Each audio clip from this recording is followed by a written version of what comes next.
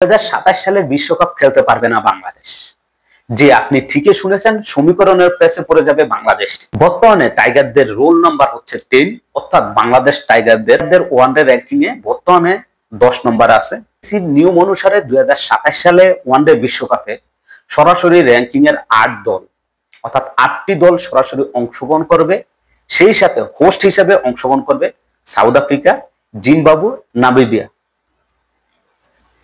Namibia. কেননা এই 3টি দলই হচ্ছে 2027 সালে ওয়ানডে বিশ্বকাপের হোস্ট।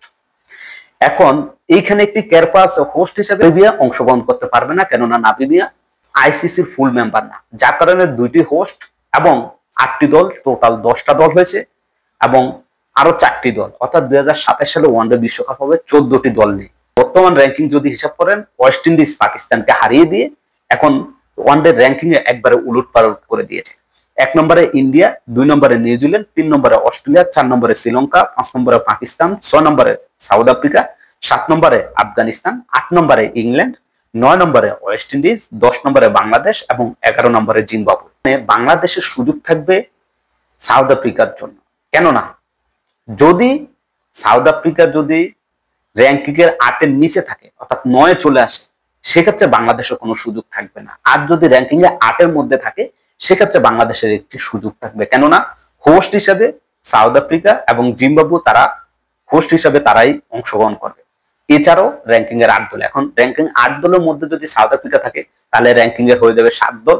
সেইখানে 9 নম্বরে থাকা দল এবং 10 নম্বরে থাকা দল অংশগ্রহণ করতে পারবে। তাদেরকে কোয়ালিফাই খেলে অংশগ্রহণ করতে হবে মূল দলে।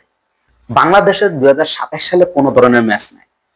2025 সালে এবং 2026 সাল মিলিয়ে মোট 25টি ম্যাচ আছে। এদের মধ্যে বাংলাদেশ জিম্বাবুয়ের সাথে 5টি ওডিআই খেলবে, আয়ারল্যান্ডের সাথে 3টি ওডিআই খেলবে, সাউথ আফ্রিকার সাথে 3টি ওডিআই খেলবে এবং ভারতের সাথে 3টি ওডিআই খেলবে। এই 15 ম্যাচ, এই 15 ম্যাচের মধ্যে বাংলাদেশকে অবশ্যই আয়ারল্যান্ড এবং জিম্বাবুয়ের সাথে এই 6 ম্যাচ জিততেই হবে।